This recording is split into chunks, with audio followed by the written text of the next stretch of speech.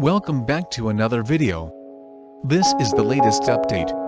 NASA has said that one of the strengths of its Space Launch System rocket is that the massive booster, in part, uses legacy hardware.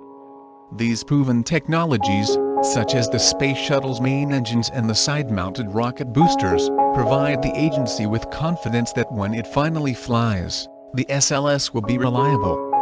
However, one problem with legacy hardware, built by traditional contractors such as Orbital ATK and Aerojet Rocketdyne, is that it's expensive.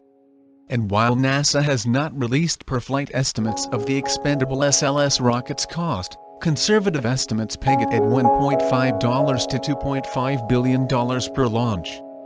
The cost is so high that it effectively precludes more than 1 to 2 SLS launches per year. The space agency recognizes this problem with its rocket, and in the past it has solicited ideas on how best to cut the production and operations costs for its SLS rocket. Now, the agency appears to be actively considering alternative hardware, including the use of potentially lower-cost engines from a new space rocket company, Blue Origin. The SLS rocket consists of side boosters to give it a kick off the launch pad and a core stage to power the system into orbit.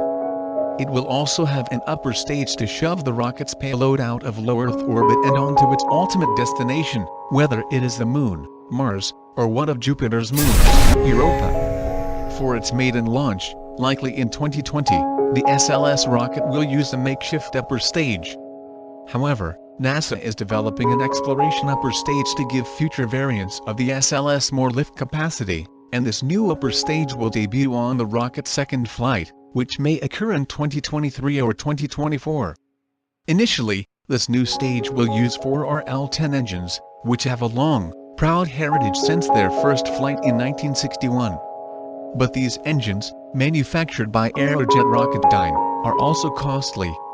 ARS understands that NASA paid an average of $17 million for each RL-10 engine for the maiden exploration upper stage vehicle. So in October, to power the EUS, the space agency issued a request for information to the aerospace community for a low-cost drop-in replacement engine to minimize program cost.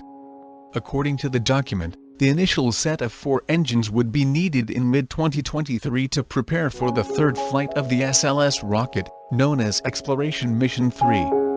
Then, after an extension of the deadline for responses beyond mid-November, NASA revised the RFI on December 1st.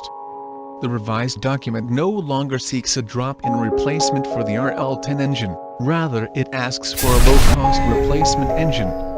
Although this seems like a subtle change, sources within the aerospace industry indicated to us that it is significant. According to NASA, it was done to increase the number of responses.